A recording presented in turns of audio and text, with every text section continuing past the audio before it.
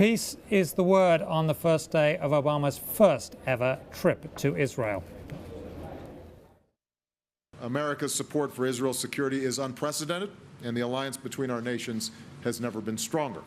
Israel remains fully committed to peace and to the solution of two states for two peoples. Okay, and I misspoke there. It's the first trip as president to Israel. Well, peace and friendship are often repeated today as Obama seeks to reintroduce himself to the Israeli public. But my next guest says his visit may be poorly timed. Joining me now is former U.S. Ambassador to Israel and the Brookings Institution, Vice President and Director of Foreign Policy, Martin Indyk. Thank you very much, sir, for being there. You're welcome. Thanks for having me. Why do you say this is an ill-timed trip? It's his first trip as president. It looks like there's a few problems in the Middle East. What better time than now? Well, I'm not sure I said it was ill-timed. I don't know where you got that from. What I said was that if I was setting up the trip as a former diplomat, I would have had Secretary Kerry go out first to try to lay the groundwork so that the president could come in and actually get the parties to move, particularly on the question of resuming negotiations.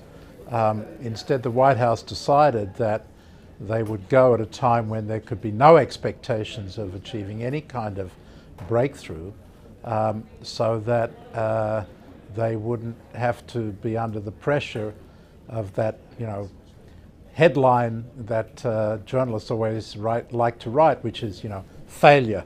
And failure, when it comes to the Middle East peace process, is a very commonly used word, especially over the last 10 years or so.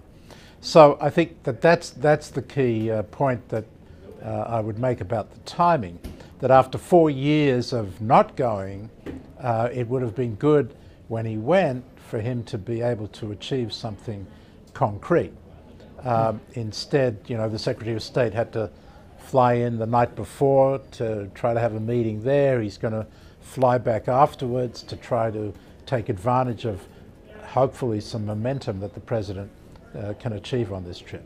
But there is something else that the president can, and I think will do, intends to do, that will be very important in terms of laying the groundwork for potential progress on peace in the coming months. And that is, as you said in your setup, reintroducing himself to the Israeli people.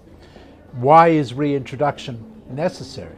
It's because the Israeli people got the impression from his Cairo speech back in June of 2009 and through subsequent relations with Bibi Netanyahu that President Obama didn't like them very much, didn't visit them, didn't care about them, wanted to distance the United States from Israel so as to curry favor in the Arab world. That's a wrong perception in my view.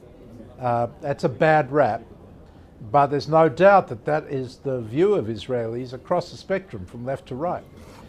Going into Israel, he had only a 10-point approval rating.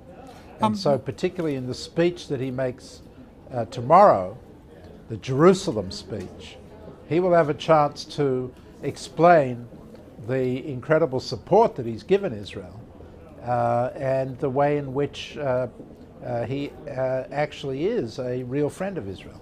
Martin, can you tell us how likely is a two-state solution to the Middle East peace scenario? We've got about 20 seconds. Look, the peace process is stuck, and moving it forward is going to be a very difficult task. But John Kerry, the new Secretary of State, has taken that on, and that's, I think, a very important development. Okay, thank you very much. Martin Indyk, former U.S. Ambassador to Israel and coming to us from the Brookings Institute there. We appreciate your time, sir.